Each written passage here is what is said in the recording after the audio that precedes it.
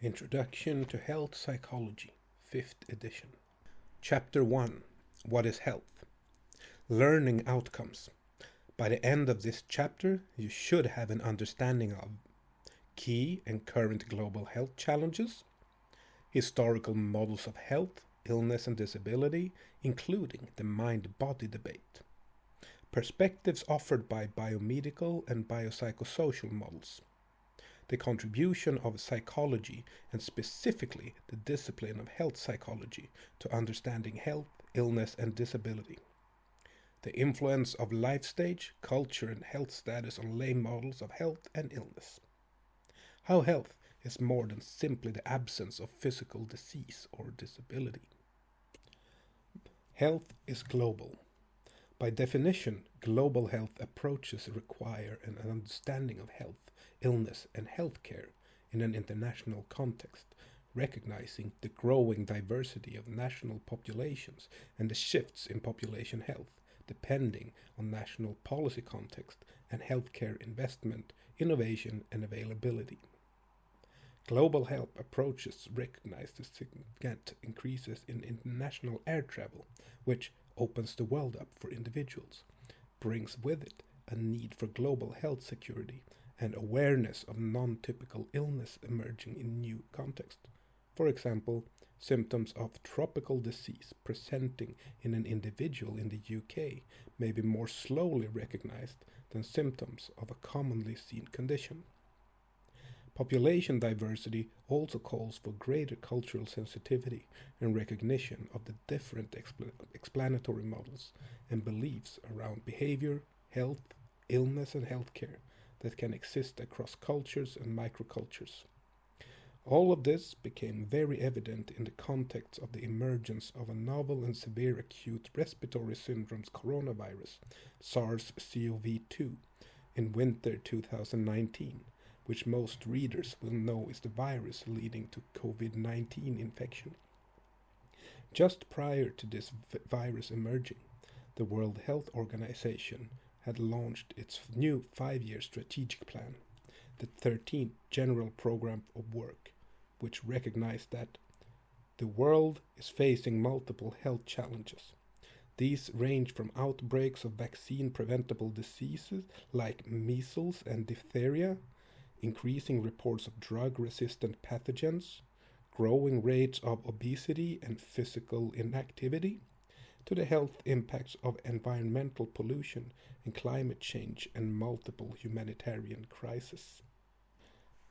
The World Health Organization called for society to address 10 major threats to health: pollution and climate change, the rise in non-communicable diseases, for example, diabetes, cancer, heart disease, and the role played by physical inactivity, a global influenza pandemic, antimicrobial resistance, reduced effectiveness of antibiotics, outbreaks of Ebola and high-threat pathogens, weak primary healthcare, vaccine hesitancy causing outbreaks of infectious diseases such as measles, fragile environments facing drought, famine, conflict, uncontrolled dengue fever, continuing HIV infection.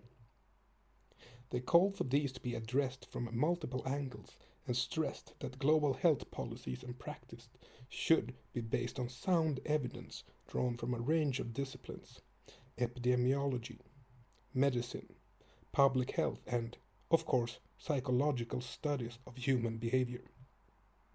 Few readers will fail to see how this has been exemplified during the COVID-19 pandemic. While these threats to health may vary in size and salience around the world, without doubt many will have relevance to each of us, with clear implications for human and social behavior. This textbook has had to quickly integrate new and emerging evidence from studies of the global COVID-19 pandemic with longer-standing evidence relating to other health threats. Across the world, common diseases with behavioral underpinnings, like killing people in large numbers, while health and illness is primarily a personal experience, the geographical, cultural, and social economic setting, the dominant government and its health policies, and even the time in which we live, all play a part in wider personal and social well-being. The relevance of global health to an opener in a health psychology textbook is that the health and well-being challenges society faces call for evidence to inform effective intervention. We hope here to bring together evidence that can not only educate the aspiring health psychologist, but can also help inform health policy and practice. The extent to which we achieve this impact will depend on what we do with our evidence as described in the final chapter. Chapter outline. Around the world, in spite of huge differences in life expectancy, there is reasonable consistency in the top killers in terms of disease. It is acknowledged that most, if not all, of these diseases have a behavioral component and thus potentially fall within individual influence. Knowing this does not mean behavior will change, because humans are complex in their thoughts, emotions, and actions with regards to their health behavior. This chapter introduces the common causes of mortality before providing an historical overview of the health concept. It introduces an evolving understanding of how the mind and body interact throughout history, and the reader will learn of key models on which our discipline is founded: the biomedical and the biopsychosocial models of illness. We also illustrate how health and illness belief systems vary according to factors such as age and developmental differences, culture and cultural norms, and health status. To conclude the chapter, we outline the field of health psychology and highlight the questions health psychology research can address. Behavior, death, and disease. The dramatic increases in life expectancy witnessed in Western countries in the 20th century, partially due to advances in medical technology and treatments, led to a general belief, in Western cultures at least, in the efficacy of traditional medicine and its power to eradicate disease. This was most notable following the introduction of antibiotics in the 1940s, although Fleming discovered penicillin in 1928, it was some years before it and other antibiotics were generally available. Such drug treatments, alongside increased control of infectious disease through vaccination and improved sanitation, are partial explanations of increases in life expectancies seen globally.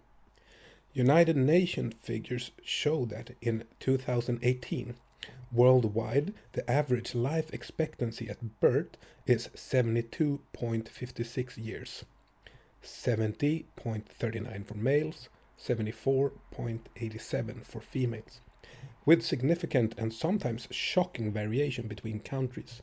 World Bank 2019. Notably, within the EU, this life expectancy figure is almost 10 years higher, at 81 years. The table below presents a selection from the top and bottom of the league tables, with the World Bank data drawing from a United Nations data and a range of national data sources. The most long-lived population continues to be located in Japan, although the figures have dropped by a couple of years over the past decade, and the gender differential has widened. In Russia, the gender differential exceeds 10 years. UK life expectancy at birth has increased from 47 years in 1900 to over 81 years in 2015, and is now in the top 20, which is a huge change in a relatively short period of time. Exposure to health risks and behavioral factors are thought to account for gender differences, including earlier healthcare seeking behavior among females. At the end of this league table, average life expectancy drops dramatically from the low mid-70s through to a fairly horrendous average life expectancy of just 53 years, with little gender difference in Sierra Leone and many other African nations. Such life expectancy at birth statistics tell us that in some countries, reaching a 60th birthday is simply not typical. These cultural variations can be explained to a large extent by political and environmental challenges, for example, years of war or famine in some African countries, or, for example, in Mozambique, high HIV prevalence. Differences in lifestyle and diet also play a role. There is some concern around rising obesity among children and the consequent health effects that may be seen in adulthood, and in terms of a life expectancy, a decrease in future generations. This would disproportionately affect developed countries such as the UK and the USA, which have high levels of obesity and inactivity. In fact, the gains in life expectancy achieved every decade within EU countries have been slowing since around 2011, with decreases seen in 19 EU countries by 2015, including UK, France, Germany, and Italy.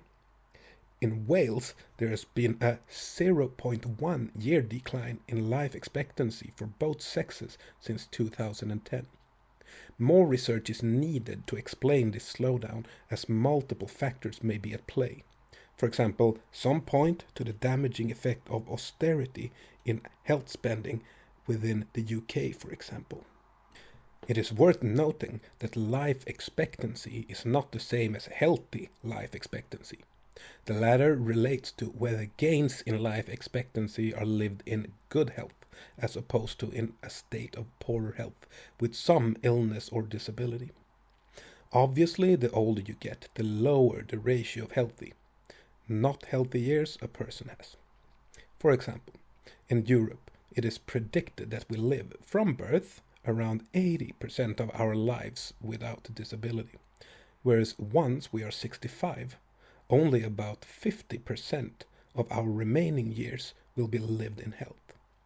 Of course, the measure of healthy relies often on self-report, varies across countries and within individuals, as we discuss later in this chapter.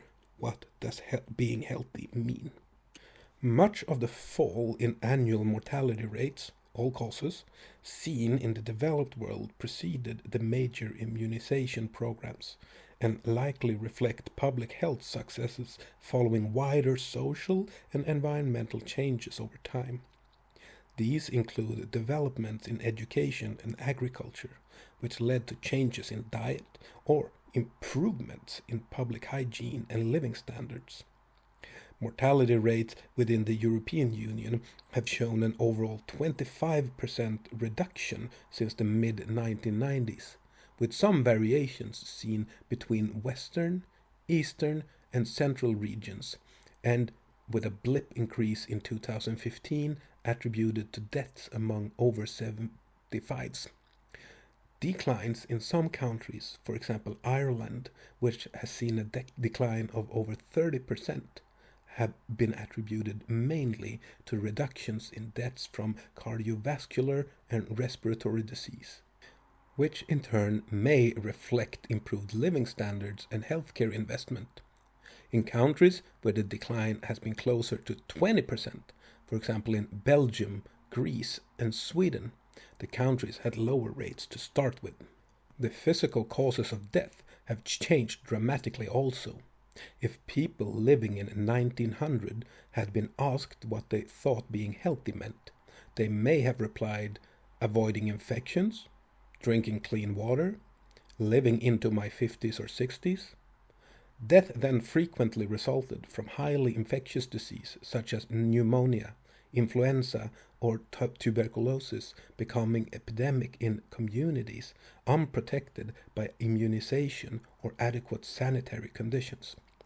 However, at least in developed countries over the last century, there has been a downturn in deaths resulting from infectious disease, and the league table makes no mention of tuberculosis, typhoid, tetanus, or measles. In contrast, circulatory diseases such as heart disease and stroke, lung and respiratory disease are the biggest killers worldwide, along with accidents. These causes have been relatively stable over the past few decades. Alzheimer's disease and dementias accounted for 12.5% of deaths in England and Wales in 2019, with a higher proportion seen among females than males, explained by females living longer. Worldwide in 2019, the top 10 leading causes of death, all ages, were recorded as listed below, with circulatory diseases such as heart disease and stroke and other non-communicable disease, lung cancers, COPD, kidney disease, dementias, diabetes, accounting for over 44% of global deaths and rising. They now make up 60% of all EU deaths. Lower respiratory tract infections are the most lethal communicable disease. However, these are declining, as are global deaths from neonatal conditions and diarrheal disease, likely due to advances in healthcare. Likewise, deaths from HIV or AIDS have fallen by 51% during the last 20 years, moving from the world's 8th leading cause of death in 2000 to the 19th in 2019. In contrast, diabetes has entered the global top 10 for the first time. This can largely be attributed to obesity. Although statistics are not recorded similarly in all cases, we present comparable EU figures below. Within these figures is large geographic variation, but circulatory diseases are consistently the main causes of death. With the exception of lung cancer, cancer does not appear in the top 10 globally. However, within more developed countries, including Australia, USA, and the EU, cancer is consistently placed in the top 5 causes of death. In some countries, for example in Denmark, Ireland, France, and the Netherlands, cancers were the main causes of death. EU figures attribute 26% of all deaths to cancer in 2017, 23% of female deaths, and 29% of male deaths. What has perhaps become obvious in reading this is that the leading causes of death have a behavioral component, linked, for example, to smoking, excessive alcohol consumption, sedentary lifestyles, and poor diet and obesity. The higher incidence of cancer deaths among men are attributed to lifestyle, behaviors such as smoking and drinking, plus poorer screening uptake.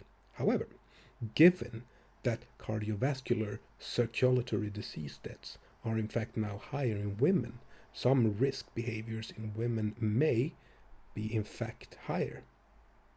It has been known for several decades now that a significant proportion of cancer deaths are attributable, in part at least, to our behavior, from early estimates of up to 75% of those deaths, to a more currently estimated 40%.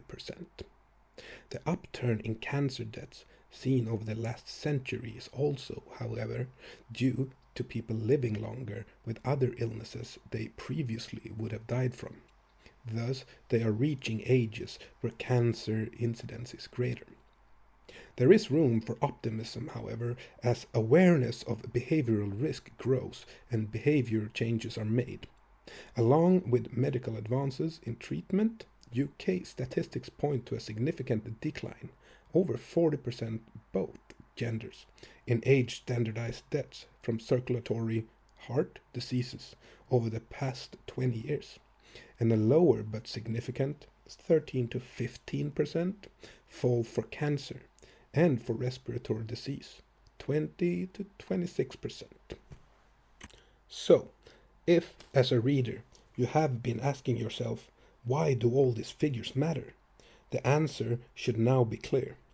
Our own behavior contributes significantly to our health and mortality. As health psychologists, gaining an understanding of why we behave as we do and how behavior can change or be changed is a core part of our remit. It is therefore something we discuss a lot in this and the subsequent 6 chapters. Key behaviors are explored more fully in chapters 3 and 4.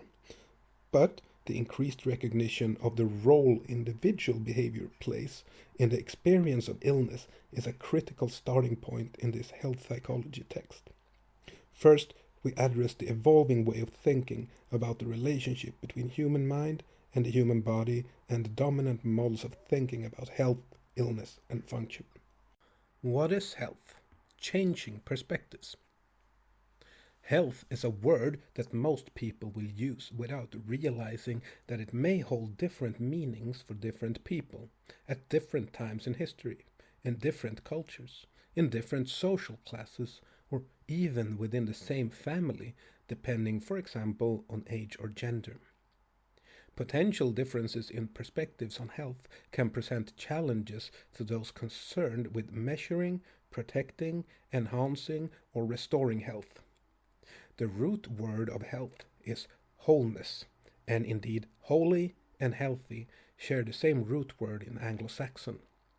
This is perhaps why many cultures associate one with the other. For example, medicine, men have both roles. For example, medicine men have both roles. Having linguistic roots in wholeness also suggests the early existence of a view of health that included mental and physical aspects. However, as we described below, this broad view has not held dominance throughout history. Early understanding of illness is reflected in archaeological finds of human skulls from the Stone Age, where small neat holes found in some skulls have been attributed to the process of trepanation, or trepanation, whereby a hole was made in order to release evil spirits believed to have entered the body from outside and caused disease.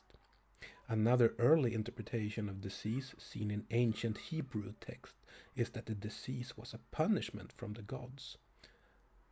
As will be described in chapter 9, similar beliefs remain today in some cultures. Understanding such variations in belief system is therefore extremely important to our understanding of an individual's response to illness. Also important, however, is the shaping over time of views of the association between the mind and the body. Mind-body relationships. Humans have physical bodies formed of molecular, genetic, biological, biochemical, and measurable components that enable the machine to work, and within those, they have a physical brain. However, a broader concept, that of the mind, has been considered to be non-physical, reflecting our consciousness, thoughts, and emotions that have no physical properties per se. The extent to which history has seen these existing as separate, independent entities, dualistic thinking, with either the body influencing the mind or the mind influencing the body, can be seen in part as the story of the development of health psychology. The ancient Greek physician Hippocrates considered the mind and body as linked. His humoral theory of illness attributed health and disease to the balance between 4 circulating bodily fluids called humors: yellow bile, phlegm, blood, and black bile.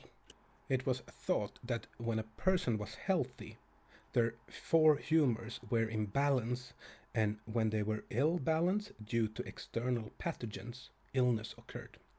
The humors were attached to seasonal variations and to conditions of hot, cold, wet, and dry, where phlegm was attached to winter, cold and wet, blood to spring, wet and hot, black bile to autumn, cold and dry, and yellow bile to summer, hot and dry. Hippocrates thought that the level of specific bodily humors related to particular personalities. Excessive yellow bile was linked to a choleric or angry temperament. Black bile was attached to sadness and melancholia. Excessive blood was associated with an optimistic or sanguine personality. and excessive phlegm with a calm or phlegmatic temperament. Humoral theory attributed diseased states to bodily functions, but also acknowledged that bodily factors impacted on the mind. Healing at this time involved attempts to rebalance the humors, for example, through bleeding or starvation, or even this far back in time, through eating healthily. This view continued with Galen, another influential Greek physician in ancient Rome.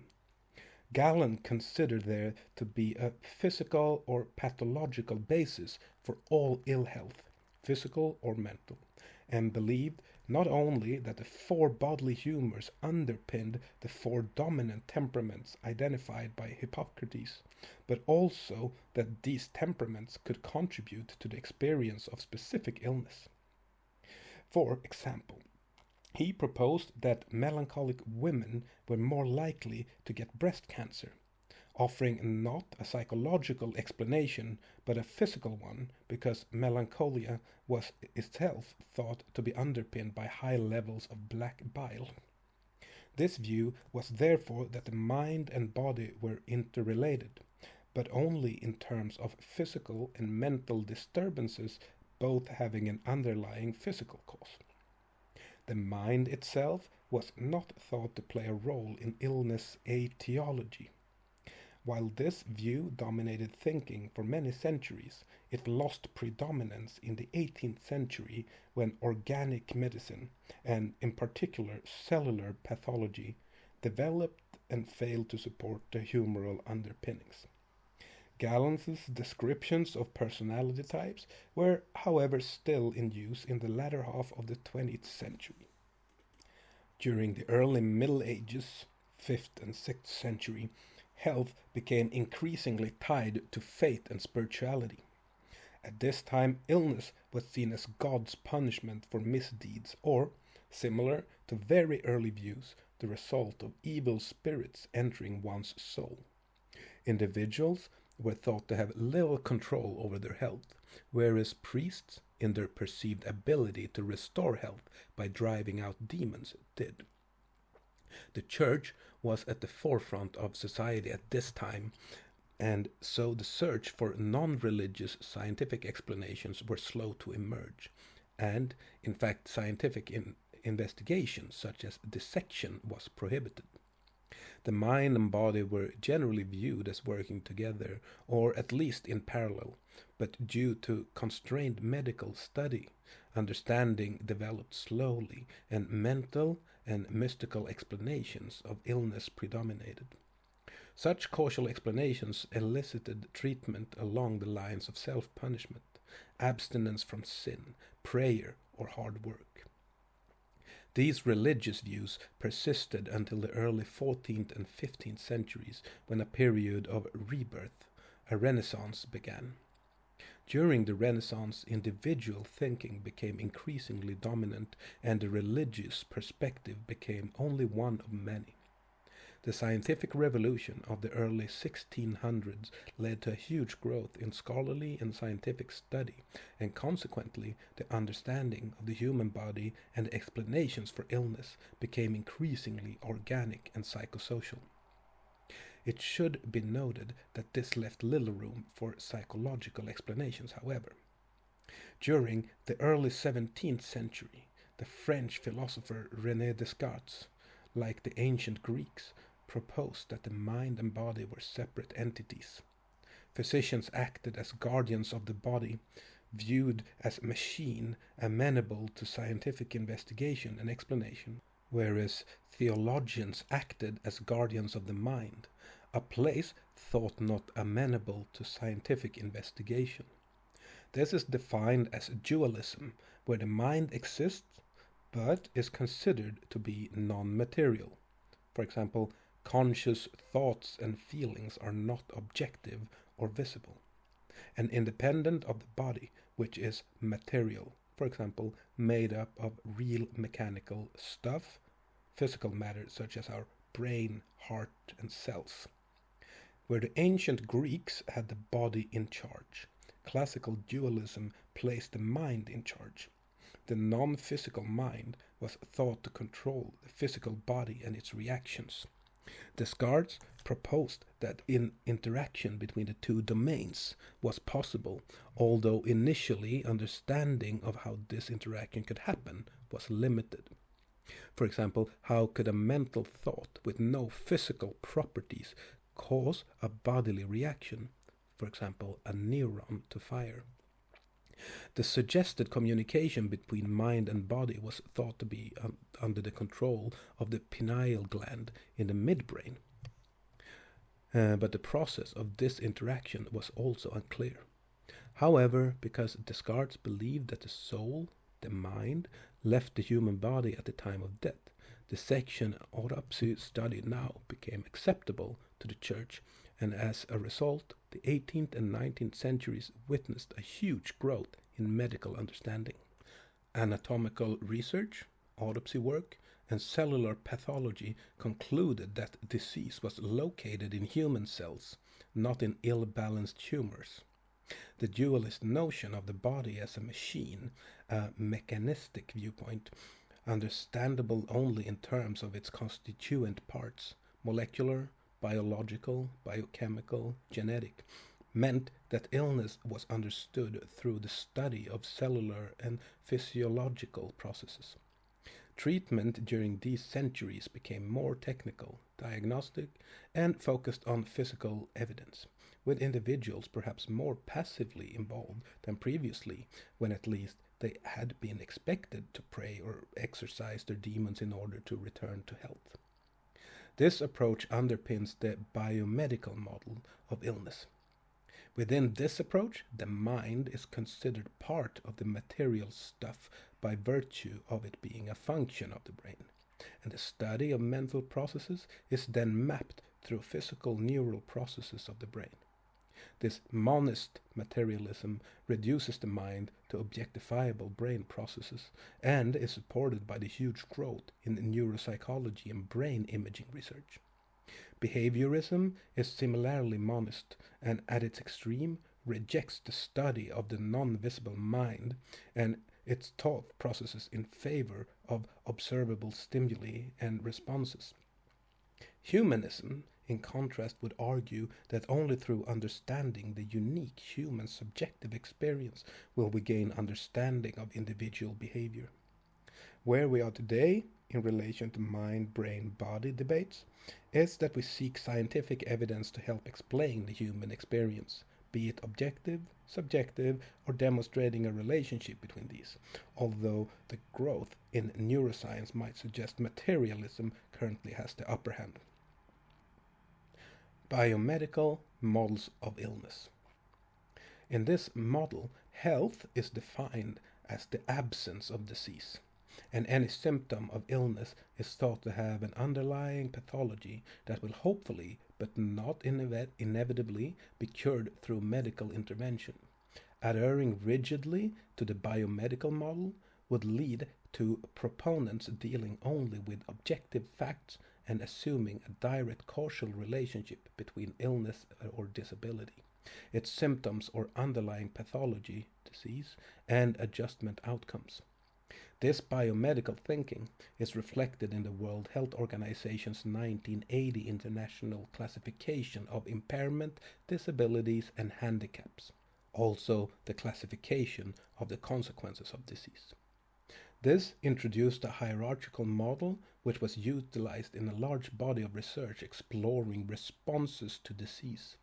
In this, impairments, abnormalities or losses at the level of a person's organs, tissues, structures or appearance led to disability, defined as restriction or inability to function as normal for a human being, which places disability firmly within the individual, and in turn disability creates inevitable individual handicap, whereby a person experiences disadvantage in fulfilling their normal social roles.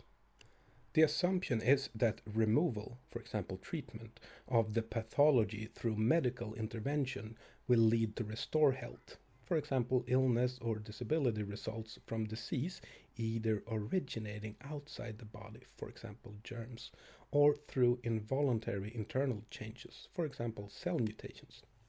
This relatively mechanistic view of how our body and its organs work, fail, and can be treated allows little room for subjectivity. The biomedical view has been described as reductionist, as in the basic idea that mind, matter, body, and human behavior can all be reduced to and explained at the level of cells, neural activity, or biochemical activity. How then would we deal with evidence of debilitating but medically unexplained symptoms? What then are the implications of such a medical and positivistic or functionalistic view for the treatment of impairments, especially if we believe in a need to normalize? For example, are cochlear implants for those with hearing impairments a more appropriate response than those around the individual with hearing difficulties learning sign language, whose problem is hearing impairment? Reductionism also tends to ignore evidence that different people respond in different ways to the same underlying disease pathology because they vary in, for example, personality, cognition, social support resources, or cultural beliefs. While the biomedical model underpins many successful treatments, including immunization programs, which have contributed to the eradication of many life-threatening infectious diseases, significant challenges to dualism and to a purely biomedical approach exist, as we discuss more fully below. Challenging dualism and the emergence of biopsychosocial models of health and illness. In terms of mind-body association, what is perhaps closer to the truth as we understand it today is that there is one type of stuff, monist, but that it can be perceived in two different ways, objectively and subjectively. For example, many illnesses have organic underlying causes, but also elicit uniquely individual responses due to the action of the mind, as in subjective responses. For some people, acquiring a disability signifies the end of life, an exclusion from normal function and roles, and as many studies have shown, increased depression. For others, disability presents a challenge, a fact of life to be lived with, rather than something which prevents them living fully. As seen in relation to developing concepts of illness, evidence, or individual variation in the response to impairment and disability challenges, biomedical thinking and opens the door for biopsychosocial thought. People do not inevitably become equally or similarly disabled or handicapped, even where impairment is similar. While aspects of reductionism and dualistic thinking have been useful, for example, in furthering our understanding of the etiology and course of many acute and infectious diseases, the role of the mind in the manifestation of and response to illness is crucial to furthering our understanding of the complexities of health and illness. Psychology has played a significant role in this altering perspective. For example, a key role was played by Sigmund Freud in the 1920s and 1930s when he redefined the mind-body problem as one of consciousness and postulated the existence of an unconscious mind, seen in a condition he named conversion hysteria. Following examination of patients with physical symptomatology but no identifiable cause, and by using hypnosis and free association techniques, he identified unconscious conflicts which had been repressed. These unconscious conflicts were considered to cause the physical disturbances, including paralysis and loss of sensation in some patients where no underlying physical explanation was present, as in hysterical paralysis, for example.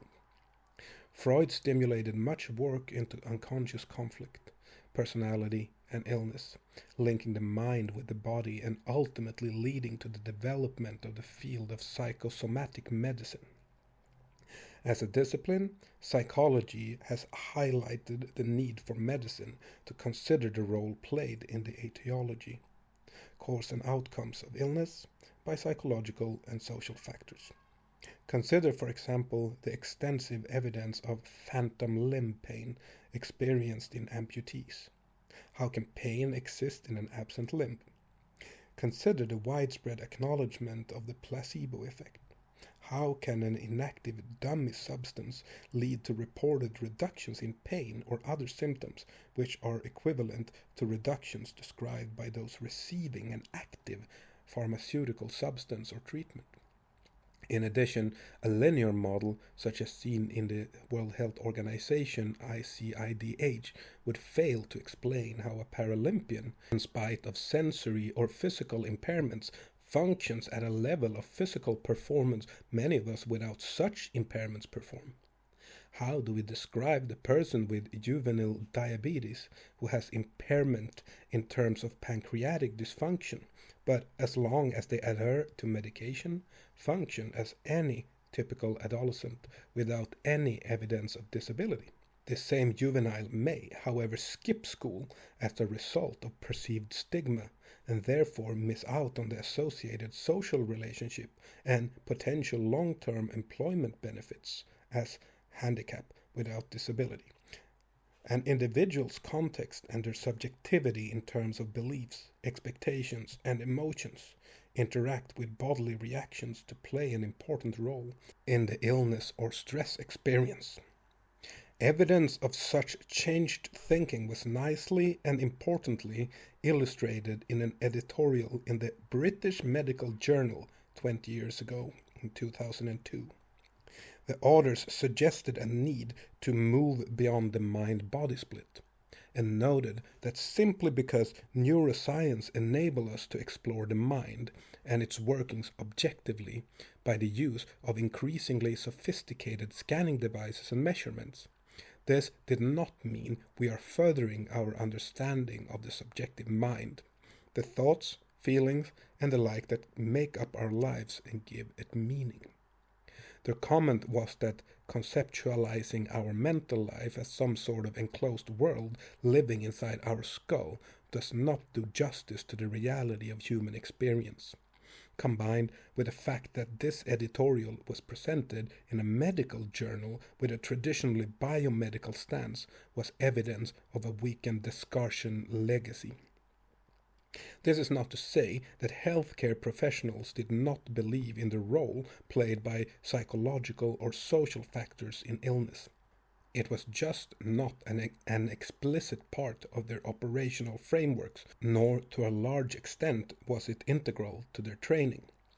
Shifts in thinking over time have enabled the field of health psychology to emerge, a field which adopts a biopsychosocial perspective on health, illness, and disability activity limitation, which can offer potential for a range of interventions, not solely targeting pathology or physical symptomatology.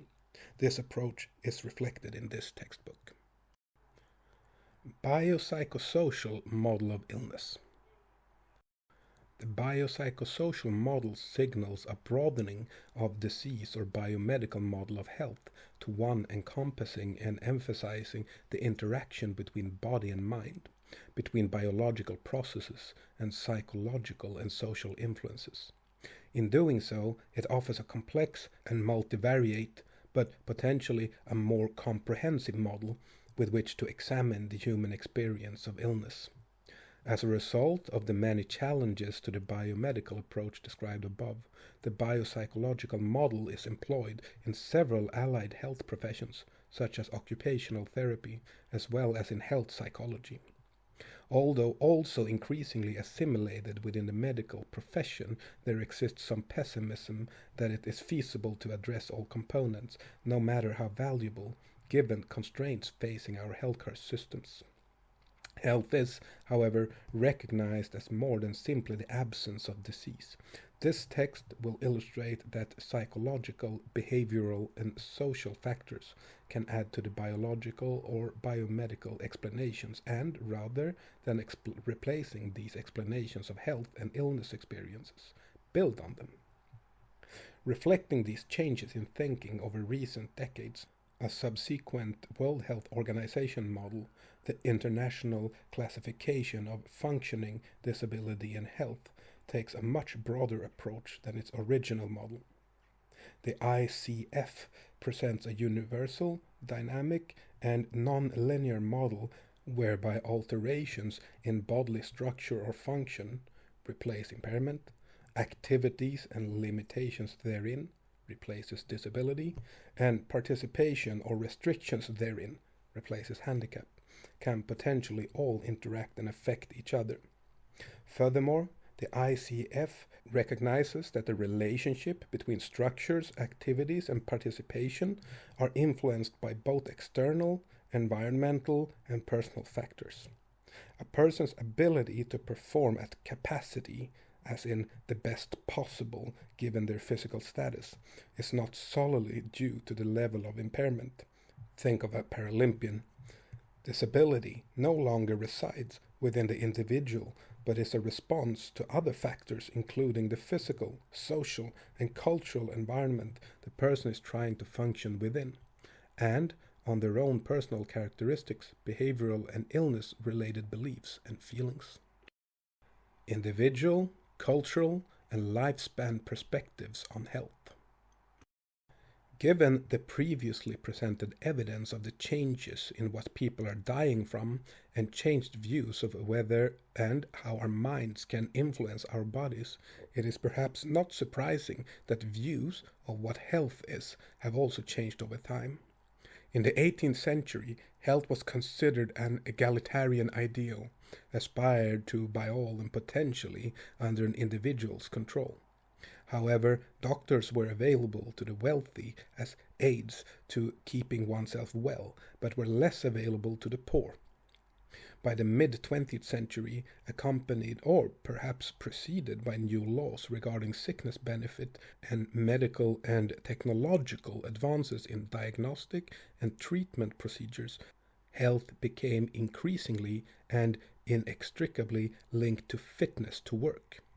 Doctors were required to declare whether individuals were fit to work or whether they could adopt the sick role.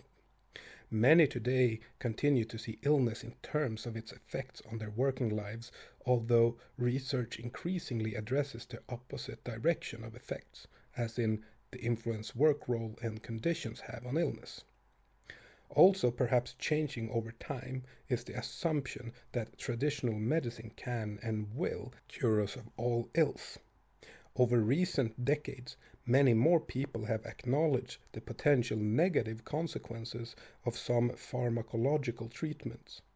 Consider, for example, long-term of anxiolytics such as Valium, and as a result, the complementary and alternative medicine industry has burgeoned. Most countries are seeking, in what is known as the post-2015 development agenda, to better measure the population's health and well-being, given the changing nature of disease, from acute infectious disease to chronic disease, and the population, an aging one. Within the United Nations, 17 Sustainable Development Goals were set as a part of a 2030 agenda for sustainable development, one of which is to ensure healthy lives and promote well-being at all ages. Within this goal is a specific target to reduce by 1/3 the premature mortality arising from non-communicable diseases through prevention and treatment, and in reorganizing that health is not simply about the absence of physical disease, to promote mental health and well-being. They seek to gain an additional 2 healthy life years in everyone living in their member states. Lay theories of health. Health and well-being are clearly important at a policy level. However, if a fuller understanding of health and illness is to be attained, it is necessary to find out what people think health and illness are. The simplest way of doing this is to ask them. In a now classic study exploring lay perceptions of health, Baumann asked, "What does being healthy mean?" She found that people with diagnosis of quite serious illness made 3 main types of response, whereby being healthy was 1. Considered as general sense of well-being, 2. identified with the absence of symptoms of disease. 3. Seen in the things that a person who is physically fit is able to do. Bauman argued that these three types of response reveal health to be related to feeling, symptom orientation, performance. However, it was noted that study respondents in this study did not answer in discrete categories, with nearly half of the sample providing two of the above response types and 12% using all three types. This highlights the multifaceted way in which we may think about health. In addition, Bowman's sample consisted of those with quite serious illness. We now know that current health status influences subjective views of health and reports of what health is. For example, among almost 500 elderly people asked to rate factors in orders of importance to their subjective health judgments, the most important factors related to physical functioning and vitality, being able to do what you need, want to do, being able to do what you need or want to do. However, the current health status of the sample, poor, fair, good, very good, excellent, influence these judgments. Those in poor or fair health based their health assessment on recent symptoms or indicators of poor health, whereas those in good health considered more positive indicators, being able to exercise or being happy.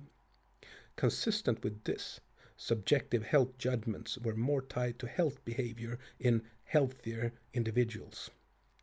Although some people have been shown to find it hard to distinguish health from an absence of illness, health is generally viewed as a state of equilibrium across various aspects of the person, encompassing physical, psychological, emotional, and social well-being.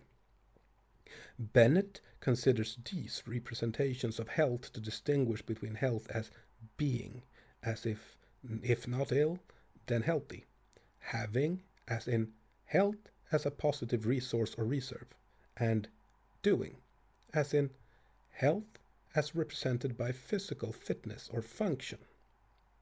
Bowman's respondents appear to have focused more on the being healthy and doing aspects, which may be in part because having health as a resource was not prominent in the minds of her patient sample.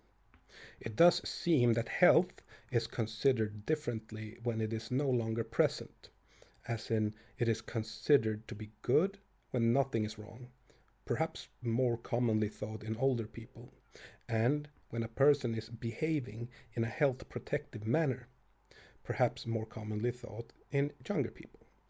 Another classic but more representative picture of the health concept was perhaps obtained from a large questionnaire-based health and lifestyle survey of 9,003 members of the general public, of whom 5,352 also completed assessment 7 years later. This survey asked respondents to think of someone you know who is very healthy, define who you are thinking of, friend or relative, etc. Do not need to specify name. Note how old they are. Consider what makes you call them healthy. Consider what it is like when you are healthy. About 15% could not think of anyone who was very healthy, and about 10% could not describe what it was like for them to feel healthy. This inability to describe what it is like to feel healthy was particularly evident in young males who believed health to be a norm, a background condition so taken for granted that they could not put it into words. By comparison, a smaller group of mostly older women could not answer for exactly the opposite reason. They had been in poor health for so long that either they could not remember what it was like to feel well, or they were expressing a pessimism about their condition to the interviewer. The categories of health identified from the survey findings were health as not ill, as in no symptoms, no visits to doctor, therefore I am healthy. Health as reserve, as in come from strong family, recovered quickly from operation. Health as behavior, as in usually applied to others rather than self, as in they are healthy because they look after themselves and exercise, etc. Health as physical fitness and vitality, used more often by younger respondents and often in reference to a male health concept more commonly tied to feeling fit, whereas females had a concept of feeling full of energy and rooted health more in the social world in terms of being lively and having good relationships with others. Health as psychosocial well-being, health defined in terms of a person's mental states, as in being in harmony, feeling proud, or more specifically, enjoying others.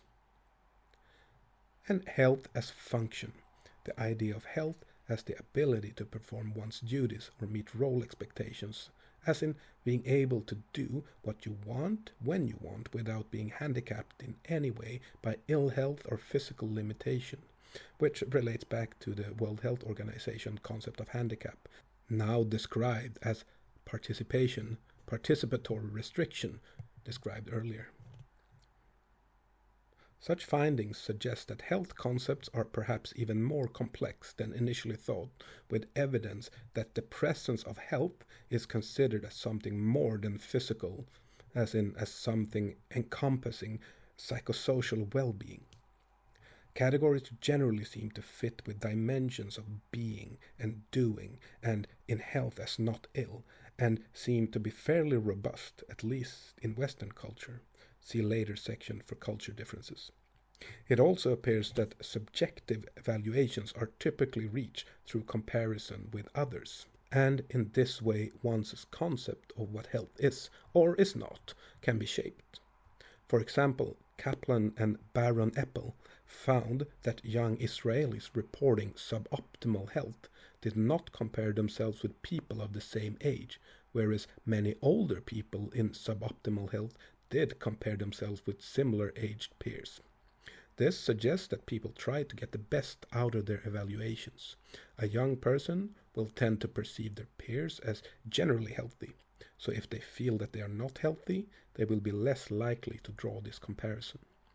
In contrast, older people in poorer health are more likely to compare themselves with same-aged peers, who may also have normatively poorer health. Thus, their own health status seems less unusual. Asking a person to consider what it is that they would consider as being healthy inevitably will lead people into making these types of comparison. Health is a relative state of being. World Health Organization definition of health. The dimensions of health described in the preceding paragraphs are reflected in the World Health Organization definition of health as a state of complete physical, mental, and social well-being, and not merely the absence of disease or infirmity. Some have questioned whether the World Health Organization use of the term complete in relation to physical well-being is unrealistic given the changing population age and prevalence of chronic disease and the likelihood that most of us will have some symptomatology as we age. That aside, the definition saw individuals as ideally deserving of a positive state, an overall feeling of well-being, fully functioning, and has helped shape global health targets ever since, and many national policy documents with their own specific targets. In general, as stated earlier in this chapter, these have and will set targets for reductions in deaths from the leading disease causes, as in heart disease, lung disease, strokes, cancer, etc., or more explicitly targeted the associated behaviors. For example, in the Netherlands, A Longer and Healthier Life by Ministry of Health 2003, the targets were disease incidence reductions, whereas in Belgium the targets were more behavioral, reducing smoking behavior, fat intake, fatal accidents, increasing uptake of vaccination programs, and increasing health screening in the over 50s. Progress has been made over the past 20 years or so, with reductions seen in mortality from lung, colon and prostate cancers in men, and breast and colorectal cancers in women, and reductions in drinking and smoking incidents also among young adults. It is clear that health policy acknowledges the evidenced relationship between people's behavior, lifestyles, and their health. What has often been less explicitly acknowledged and addressed are the socioeconomic and cultural influences on health, illness, and health decisions, which is why we have, ever since this textbook first emerged in 2006, dedicated a full chapter to these important influences to build this awareness.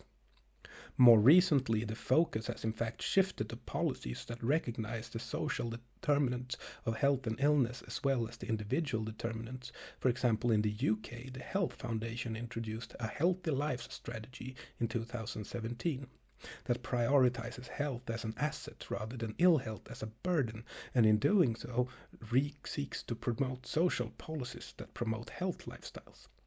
This fits with the Public Health England campaign for Better Health 2020 and 2021. Other more context-aware definitions of health do exist. For example, Bircher defines health as a dynamic state of well-being characterized by a physical and mental potential which satisfies the demands of life commensurate with age, culture, and personal responsibility. This view places the individuals centrally in the experience of health and illness, whereas the World Health Organization definition does not. Individual beliefs play a major role in the experience of health, illness, and disability. Furthermore, health should not be seen in one dimension or in black or white, but instead as something experienced on a continuum from optimal wellness through minor and major illness to death, as described by Antonovsky. The fascination for many health psychologists is how people respond differently to experiences along this continuum, and how health psychology can help identify factors that might help to optimize health or reduce the negative impact of illness. Cross-cultural perspectives on health. What is considered to be normal health varies across cultures, and as a result of the economic, political, and cultural climate of the era in which a person lives. Cultures vary in their health belief systems, health attributions, and health practices. Think of how pregnancy is treated in most Western civilizations, as in medicalized, as opposed to many developing regions where it's neutralized.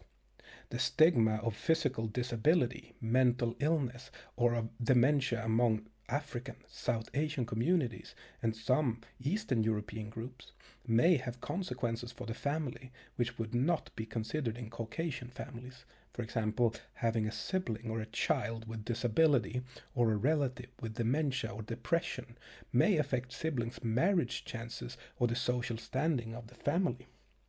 Such beliefs, often related to negative attributions of illness, causality, and blame, can influence disclosures of symptoms and health-seeking behavior. Westernized views of health differ in various ways from conceptualizations of health in non-Westernized civilizations. In an early work, Chalmers astutely noted that Westerners divide the mind, body, and soul in terms of allocation of care between psychologists and psychiatrists, medical professions, and the clergy, whereas in some African cultures these three elements of human nature are integrated in terms of how a person views them and in how they are cared for. This holistic view is similar to that found in Eastern and in Aboriginal Australian cultures, where the social, as in social and community norms and rituals, as well as the biological, the spiritual, and the interpersonal are integral to explaining health and illness states. Spiritual well-being as an aspect of health has gained credence following inclusion in many quality of life assessments, and, although fate or God's reward may sometimes be perceived as supporting health, attributing one's health to a satisfied ancestor may nonetheless raise a few eyebrows if stated aloud. Negative supernatural forces such as hexes or the evil eye sometimes shared blame for illness and disability. For example, Chris Chow and colleagues' review of stigma and disability in Ghana reveals evidence that a child's disability may be perceived as a punishment for parental wrongs, and among Hindus and Sikhs in particular, it has been reported that disability and even dementia may also be considered a punishment for past sins within the family. Such belief systems can have profound effects on living with illness or indeed caring for someone with an illness or disability. In Ghana, children with disability may be viewed as non-human spirit children, although thankfully related infanticide is thought to be low. In addition to beliefs of spiritual influences on health, studies of some African regions consider that the community or family work together for the well-being of all. This collectivist approach to staying healthy and avoiding illness differs from our individualistic approach to health. Just consider how long the passive smoking evidence was ignored, or more recently arguments played out on social media and in policy around imposing mask wearing to protect others from potential coronavirus transmission. Generally speaking, Western European cultures are found to be more individualistic, with Eastern and African cultures exhibiting more holistic and collectivistic approaches to health. For example, in a study of preventive behavior to avoid endemic tropical disease in Malawians, the social actions to prevent infection, as in clearing reed beds, were adhered to more consistently than the personal preventive actions, as in bathing in piped water or taking one's dose of chloroquine. Collectivist cultures emphasize group needs and find meaning through links with others and one's community to a greater degree than individualistic ones, which emphasize the uniqueness and autonomy of its members, as in promote and validate independent selves.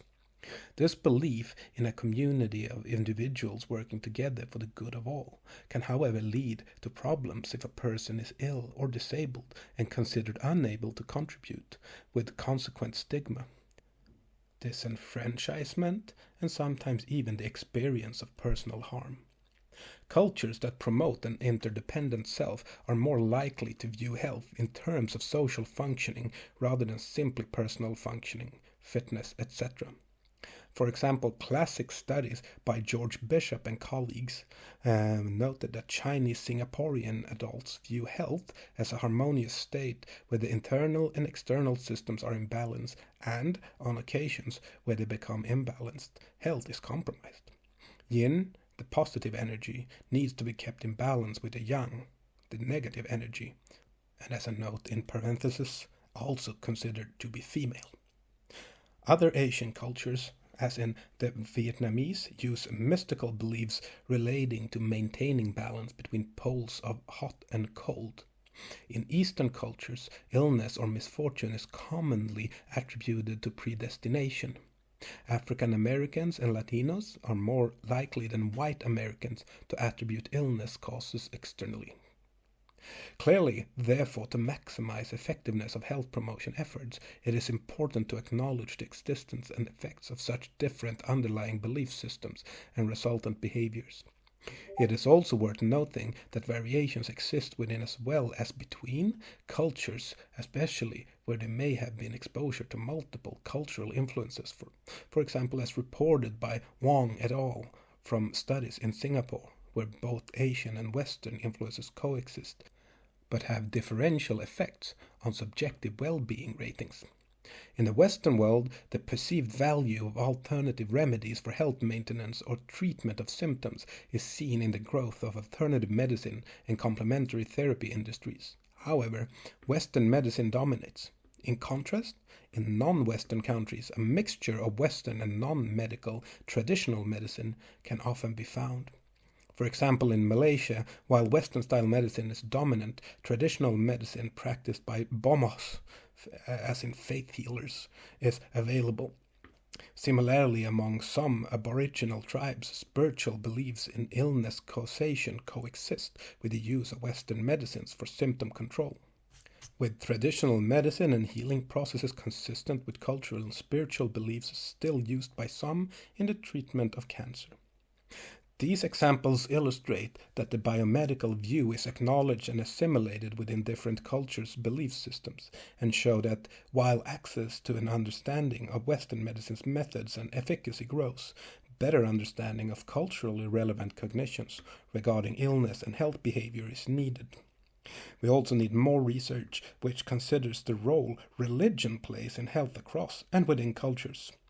Swami et al., for example, in their study of 721 Malaysian adults, found that Muslim participants had higher beliefs in religious factors and fate as influences on recovering from illness than did Buddhist or Catholic participants, and they were also more likely to believe that their likelihood of becoming ill was uncontrollable. As we will discuss in later chapters, responses to symptoms, including the use of healthcare either traditional or Western, will in part be determined by the nature and strength of such cultural values and religious beliefs. Illness discourse will reflect the dominant conceptualizations of individual cultures and religions, and in turn how people think about health and illness will shape expectations, behavior, and use of health promotion and healthcare resources. Chapter 2 will describe the social inequalities in health and address further cultural and social economic influence. But one issue worth noting here is that of social exclusion, defined by MacLeod et al.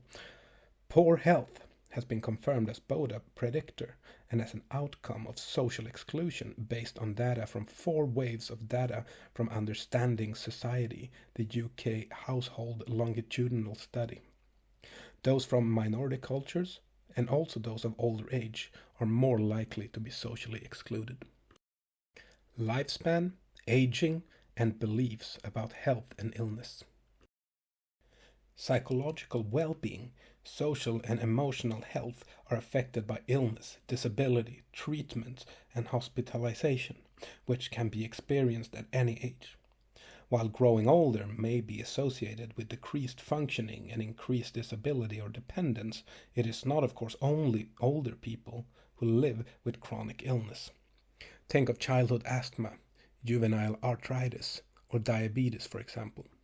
If health professionals are to promote the physical, psychological, social, and emotional well-being of their patient or client, whatever their age, then some understanding of typical, cognitive, and psychosocial development will be helpful in cases where illness may have disrupted this. The subsequent section introduces lifespan issues in relation to health perceptions, but it is recommended that interested readers also consult a developmental health psychology text for fuller coverage. Developmental theories. The developmental process is a function of the interaction between 3 factors. 1. Learning, a relatively permanent change in knowledge, skill, or ability as a result of experience. 2. Experience, what we do, see, hear, feel, think. 3. Maturation, though behavior or physical growth attributed to a genetically determined sequence of development and aging rather than to experience. An early maturational framework for understanding cognitive development provides a good basis for understanding the developmental course of concepts regarding health, illness, and health procedures. Piaget proposed a staged structure to which he considered all individuals follow in sequence as below. 1. Sensorimotor, birth to 2 years. An infant understands the world through sensations and movement, and moves from reflexive to voluntary action, but lacks symbolic thought. 2. Preoperational, 2 to 7 years. Symbolic thought develops, enabling imagination and intellectual development through the emergence of simple logical thinking, play, and language, although preoperational children are generally egocentric. 3. Concrete operational, 7 to 11 years. Logical thought develops, can perform mental operation, as in mental arithmetic, and manipulate objects to enable problem solving. Others' perspectives can also be understood. 4. Formal operational, age 12 to adulthood. Abstract thought and imagination develop, as does deductive reasoning, metacognition, and introspection. Not everyone may attain this level. Piaget's work was influential in terms of providing an overarching structure within which to view cognitive development, although it has been noted that he may have underestimated children's capacities, and also the role complex adult language and communication play in a child's development. In this regard, and of more relevance here, is work that more specifically addresses children's developing beliefs, understanding, and expression of health and illness constructs. Erik Erikson described 8 major life stages, 5 related to childhood development: infancy, early childhood, preschool, school age, adolescence, and 3 related to adult development: young adulthood, middle adulthood, maturity. Each stage varies across different dimensions, including cognitive and intellectual functioning, language and communication skills, the understanding of illness, healthcare and maintenance behavior. Each of these dimensions is important to the health psychologist and to healthcare practitioners. Deficits or limitations in cognitive functioning due to age, accident, or illness may, for example, influence the extent to which an individual can understand or execute medical instructions, report their symptoms or emotions, or even have their healthcare needs assessed. Children's acquisition of language is fundamental to their development as it enables interaction in their social world and thus social development. Communication deficits or limited language skills can impair a person's willingness to place themselves in social situations or impede their ability to express their pain or distress to health professionals or family members. Intellectual development further affects the understanding an individual has of their symptoms or their illness, which is also crucial to their healthcare seeking behavior and to their adherence with any healthcare intervention. Finally, behavior, specifically health risk or health enhancing behavior, also varies across the lifespan and influences one's perceived and or actual risk of illness. Cognitive, communicative, and behavioral aspects with relevance to health and illness experience are extensively covered in this textbook, but we cannot assume that explanations or models of adult thoughts, feelings, or behavior can be applied to children, giving normative cognitive development, or to adolescents, given variations in the salience of social influence. We present some further details of child development as relevant to health and illness concepts here, using Piagetian stage as a broad framework. Sensorimotor and preoperational stage children. Little work with infants at the sensorimotor stage is possible in terms of identifying health and illness cognitions, as language is very limited. At the preoperational stage, children develop linguistically and cognitively, and symbolic thought means that they develop awareness of how they can affect the external world through imitation and learning, although they remain very egocentric. In preoperational children, health and illness are considered in black and white, as in 2 opposing states, rather than as existing on a continuum. Children are slow to see or adopt other people's viewpoints or perspective, as in they lack a theory of mind, which is crucial if one is to empathize with others. Thus, a preoperational child is not very sympathetic to an ill family member, not understanding why this might mean they receive less attention. Illness concept. It is important that children learn over time some responsibility for maintaining their own health. However, few studies have examined children's conception of health, which would be likely to influence their health behavior. Research has, however, examined the developing illness concept. Bebbes and Walsh's findings from children aged 3 to 13 years suggested that an illness concept develops gradually. Children were asked questions about illness knowledge. What is a cold? Experience? Were you ever sick? Attributions? How does someone get a cold? And recovery? How does someone get better? Responses revealed a progression of understanding and attribution for causes of illness and 6 developmentally ordered descriptions of how illness is defined, caused, and treated emerged. Under 7's generally explained illness on a magical level, explanations are based on association. Phenomenonism. Until around 4 years old, illness was a sign or sound that the child has at some time associated with illness, but with little grasp of cause and effect, as in a cold is when you sniff a lot. Contagion. From around age 4, illness was caused by a person or object that is close by, but not necessarily touching the child. Or it can be attributed to an activity that occurred before the illness, as in, you get measles from people. If asked how, just by walking near them. Concrete operational stage children. Piaget described children over 7 as capable of thinking logically about objects and events, although they are still unable to distinguish between mind and body until around age 11. Illness concept.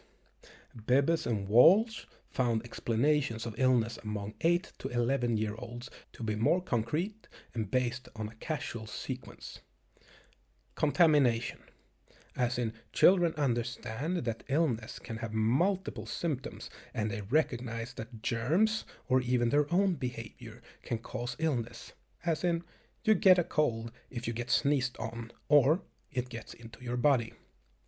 Internalization, as in, illness is within the body, and the process by which symptoms occur is partially understood. The cause of a cold may come from outside germs that are inhaled or swallowed and enter the bloodstream. These children can differentiate between body organs and function and can understand specific, simple information about their illness. In this concrete operational stage, medical staff are still seen as having absolute authority, but children can also see the role of personal action as returning them to health. Children can now begin to weigh up the pros and cons of actions, and medical staff actions might be criticized or avoided, as in reluctance to give blood, accusations of hurting unnecessarily. Importantly, children here can be encouraged to take some personal control over their illness or treatment, which can help the child to cope. They also need to be encouraged to express their fears and to recognize the importance of communication. Parents need to strike a balance between monitoring a sick child's health and behavior and being overprotective, as this can detrimentally affect a child's social, cognitive, and personal development, and may encourage feelings of dependency and disability. Adolescence and formal operational thought. Adolescence is a socially and culturally created concept, only a few generations old, and indeed many primitive societies do not acknowledge adolescence, and instead children move from childhood to adulthood with a ritual performance rather than the years of transition Western societies considered a distinct period in life. Puberty is a period of both physical and psychosocial change. During early adolescence, 11 to 13 years, as individuals prepare for increased autonomy, independence, and peers take on more credence than parents, much of life's health-damaging behavior commences, as in, for example, smoking. Illness concept. Bebbes and Walsh describe illness concept at this stage as being at an abstract level, based on interactions between the person and their environment. Physiological.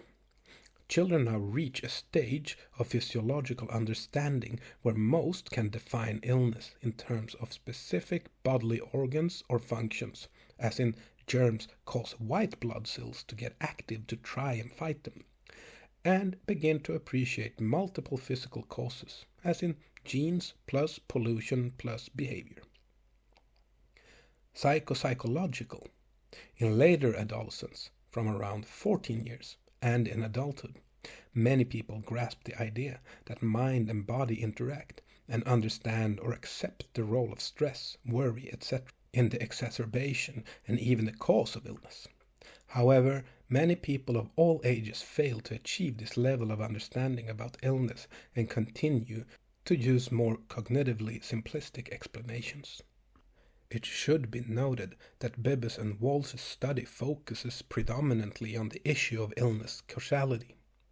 Extending illness cognitions further, other work has shown that children and young people are able to think about health and illness in terms of other dimensions, such as controllability and severity.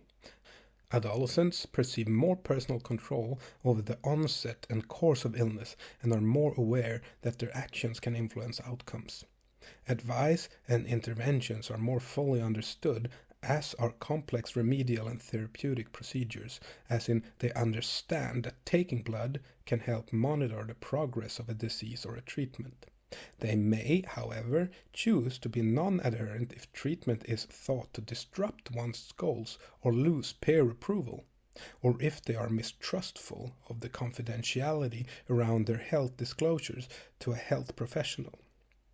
In addition, any efforts to minimize a child's autonomy from pre-adolescence onwards can be counterproductive. Overall, childhood sees the development of health and illness concepts and of attitudes and patterns of health behavior which impact on the person's future health status. How children communicate their symptom experience to parents and healthcare staff, the ability to act on health advice, and the level of personal responsibility for disease management taken is, according to such state theories, determined by the level of cognitive development attained. This approach has not met with universal support, whereby illness concepts are thought to derive from a range of influences, such as past experience and knowledge, rather than from relatively fixed stage of cognitive development. Illustrating this point, a survey of 1,674 Canadian children aged 5 to 12 years old, which asked participants to consider health in terms of their daily experiences, such as what signified good health in their friends, what behaviors are necessary to be healthy, what the consequences are of being healthy, and what things are dangerous to health, identified they held three main criteria for good health. 1. Being functional, as in practicing sports and absence of disease. 2.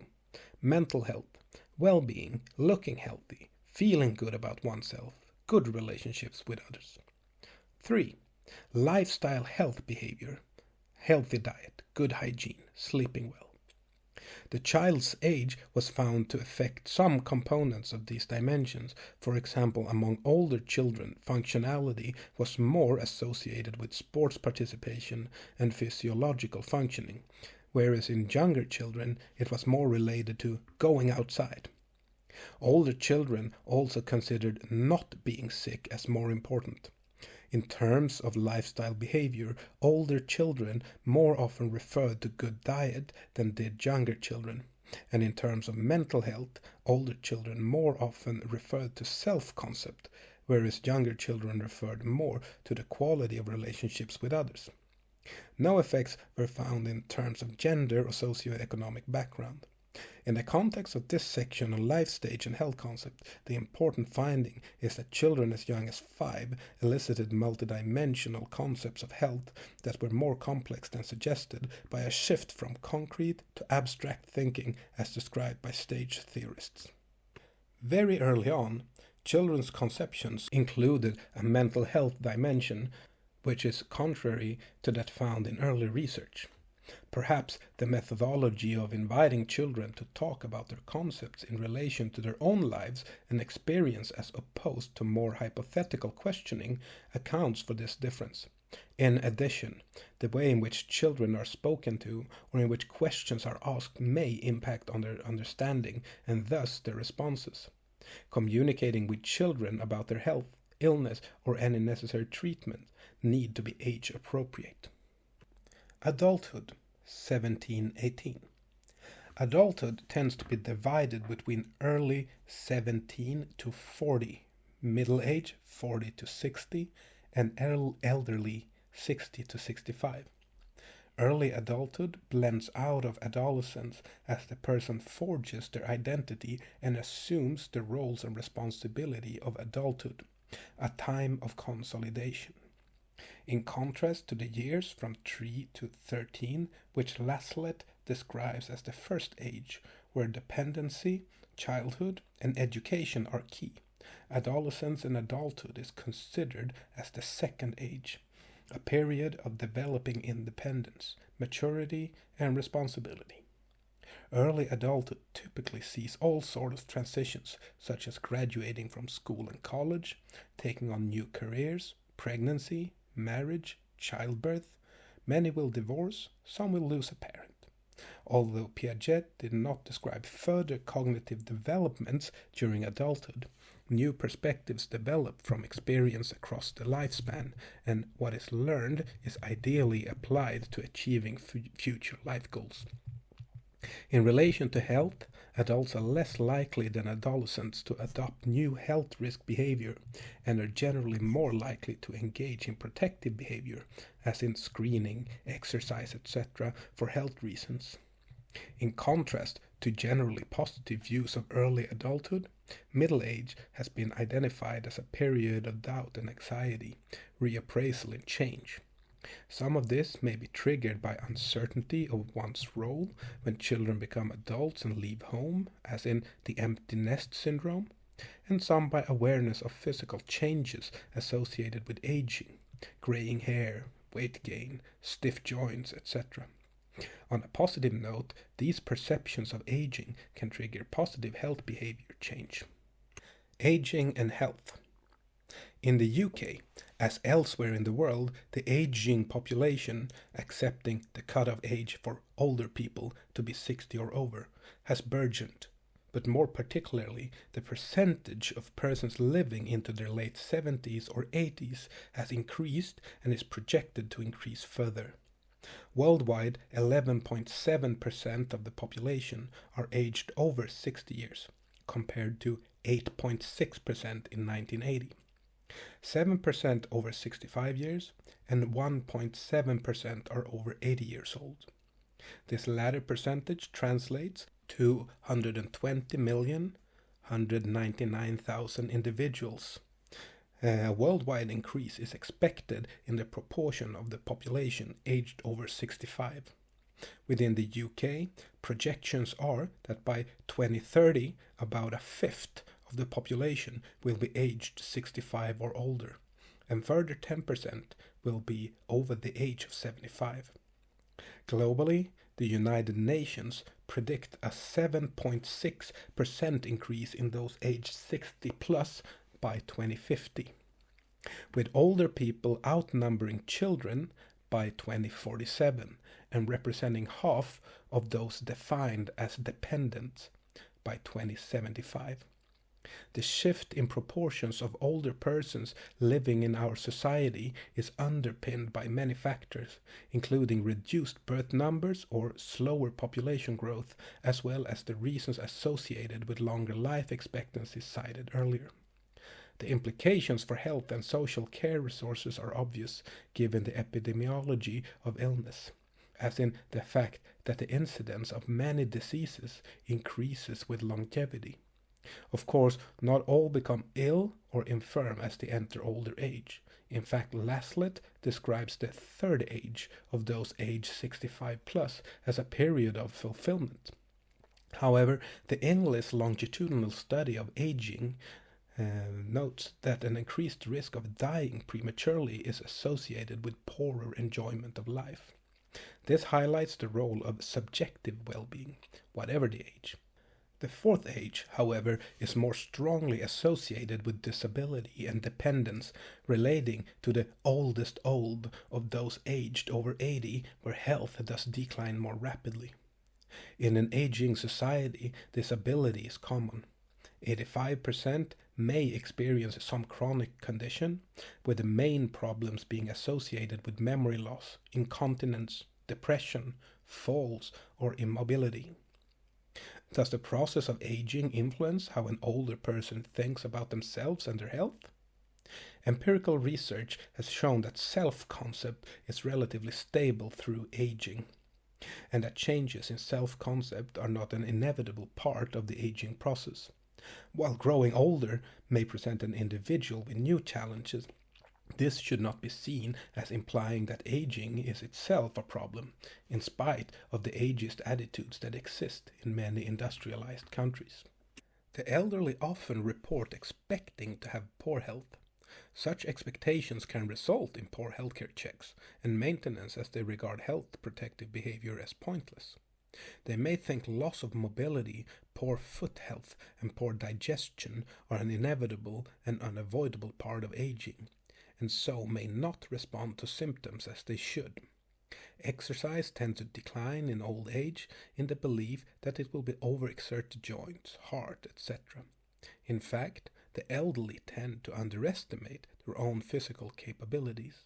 Yet, as we shall see in Chapter 4, exercise is both possible and beneficial. Even in the face of objective signs of illness, many older people retain a positive view of their health. If we can identify factors associated with successful aging, then health promotion efforts can target the factors associated with this. What is successful aging? Successful aging. Bowling and Elif describe 5 progressively more inclusive models of successful aging and the variables considered within each model. Variables were all categorized or dichotomized, as in presence or absence of diagnosis, sense of purpose or no sense of purpose, etc., in order for each model to identify whether a person was successfully aged or not. Biomedical model, based on physical and psychiatric functioning, diagnosis, and functional ability. Broader biomedical model, as above, but includes social engagement and activity. Social functioning model, based on the nature and frequency of social functioning and networks, social support accessed. Psychological resources model, based on personal characteristics of optimism and self-efficacy and on sense of purpose, coping and problem solving, self-confidence and self-worth. Lame model, based on the above variables plus socioeconomic variables of income and perceived social capital, which included access to resources and facilities, environmental quality and problems, as in crime, traffic, pollution, places to walk, feelings of safety. The study assessed all the above variables in a sample of 999 individuals aged over 65 years and assigned them either as successfully aged or not based on achieving the good score on each variable, as in no physical conditions versus 1 or more. The authors then tested which of these models best distinguished those participants that rated quality of life as good, included so good, could not be better, or good, instead of not good, included all right, or so bad, could not be worse. Although each model can independently predict quality of life, the strongest prediction was achieved by the lame model. Those individuals who scored as successfully aged on the basis of lame model variables were more than 5 times more likely to rate their quality of life as good rather than not good.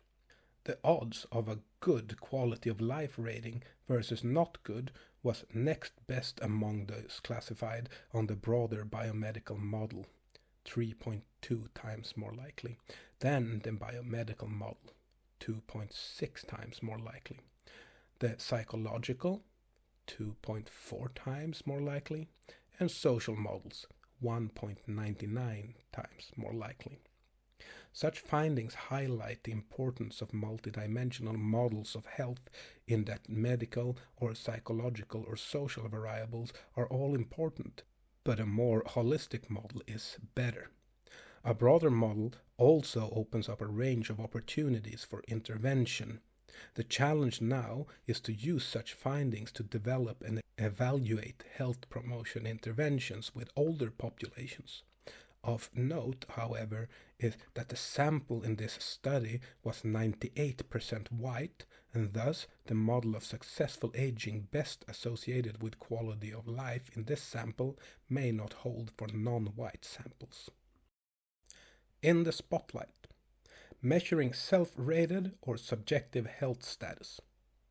Health is commonly viewed in terms of how we feel and what we do. Our health status is not simply whether we are alive or dead, nor is it defined simply on the basis of the presence or absence of symptoms. It is something we perceive for ourselves, sometimes referred to as subjective health status. In fact, generally the relationship between subjective health and markers of objective health is weak. However, self-ratings of health, SRH, often addressed as a simple single item, as in, how is your health in general? Is it very good, good, fair, bad, very bad, have been found to predict major health outcomes, including mortality. In almost all European countries, a majority of the adult population will rate their health as good or very good, although this does not mean that actual health within the countries depicted is objectively better. These are self-reports, and with this type of data come some challenges. For example, data are potentially influenced by the age composition of the sample, as older people generally report poorer health, and furthermore the same associations are not always found for both genders. Across all EU countries sampled for the data presented above, men were more likely to rate their health as good or better, and rating declined markedly after age 45 in many countries, and then again after age 65.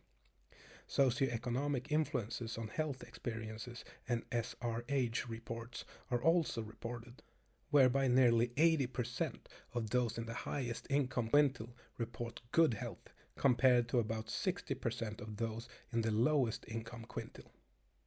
Addressing measurements issues, Sergeant Cox and colleagues conducted a study of over 2,000 Australian adults over the age of 65, assessed 7 times between 1992 and 2004. They used 3 different measures of SRH, comparing self with previous self, a temporal comparison, comparing self with other people of the same age, an age group comparison, and a no comparison global rating, simply rated current health. They hypothesized that the age group social comparison would show an increase as the sample increasingly engaged in downward social comparison with those worse off, so as to enhance their self-rating, and that the temporal comparison would show worsened self-ratings of health. In fact, all 3 ratings worsened over time, but the extent and rate of worsening varied. The global rating showed a steep decline over the 12 years, contrary to expectations. The age group comparative ratings became more negative in men, but not those aged 65 on commencement. And while the self-comparative ratings became more negative, a ceiling effect is seen whereby, over time, participants became more likely to rate themselves as having stayed the same as previously. Such findings demonstrate the important fact that the measures we use can influence the results we find, and thus the interpretations we make. For example, a self-comparison measure is seen to plateau in the context of an aging population, perhaps out of a feeling that my health cannot get any worse. By scoring self-rating of health as being same as the year previously, this could be misinterpreted as implying that health is better than expected given the passing of time, and an assumption that actual health deteriorates over time. Such findings have relevance also for constructs other than self-rated health, for example. Chapter 5 describes how the comparator used in questions regarding drinking behavior or disease risk can also change responses. This chapter has described what is often meant by health. In focusing on health, we have acknowledged that health is a continuum, not simply a dichotomy of sick versus healthy. Most of us will experience in our lifetime varying degrees of health and well-being, with periods of illness at one extreme and optimal wellness at the other. Some may never experience optimal wellness. Health refers to a state of being that is largely taken for granted, and is often only appreciated when lost through illness. In the final section of this chapter, we want to introduce what is broadly considered as the discipline of health psychology. The final chapter of this book addresses careers in health psychology. What is health psychology? Before defining health psychology, let's first look at psychology as a discipline generally. Psychology can be defined as the scientific study of mental and behavioral functioning. Studying mental processes through behavior is limited, however, in that not all behavior, such as our thoughts, are observable. For many aspects of human behavior, we therefore have to rely on self-report, the problems of which are described elsewhere. Psychology aims to describe, explain, predict, and where possible intervene to control or modify behavioral and mental processes, from language, memory, attention, and perception to emotions, social behavior, and health behavior, to name just a few. The key to scientific methods employed by psychologists is the basic principle that the world may be known through observation, which is empiricism. Empirical methods go beyond speculation, inference, and reasoning to actual and systematic analysis of data. Scientific research starts with a theory, which can be defined as a general set of assumptions about how things operate in the world. Theories can be vague and poorly defined, as in, I have a theory about why sports science students generally sit together at the back of our psychology lectures, to very specific, as in, sports science students sit at the back of lectures because they feel like outsiders when placed with a large number of psychology majors. Psychologists scientifically test the validity of their hypotheses and theories. On an academic level, this can increase understanding about a particular phenomenon, and on an applied level, it can provide knowledge useful to the development of interventions. Psychologists used scientific methods to investigate all kinds of behavioral and mental processes, from the response activity of a single nerve cell to the physical adjustments required in old age. And the research method employed will depend on what specific questions are being asked. You obviously would not use the same methods to establish the extent of language in a 2-year-old as you would to identify which areas of the brain were activated during speech. This text highlights the methods most commonly employed by health psychologists. For example, the use of questionnaires, interviews, and psychometric assessments, such as of personality. What connects psychology to health? As already introduced, people have beliefs about health, are often emotional about it, and have a behavioral role to play in maintaining it. As such, we can address questions such as, why do some people behave in a healthy way when others do not? Is it all a matter of personality? Does a person who behaves in a healthy manner in one way, for example by choosing not to smoke, also behave healthily in other ways, for example by attending dental screening? Are we rational and consistent beings? Does gender, age, or socioeconomic status affect health, either directly or indirectly via their effect on other things such as lifestyle? Why do some people appear to get ill all the time while others stay healthy? What relationship is there between the mind and the body? What psychosocial and contextual factors can help a person adjust to or recover from illness, and can these be targeted in psychologically informed interventions?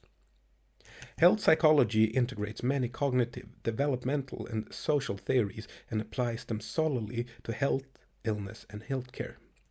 Health psychology was described at an early stage by Matarazzo as the aggregate of the specific educational, scientific, and professional contribution of the discipline of psychology to the promotion and maintenance of health, the promotion and treatment of illness and related dysfunction.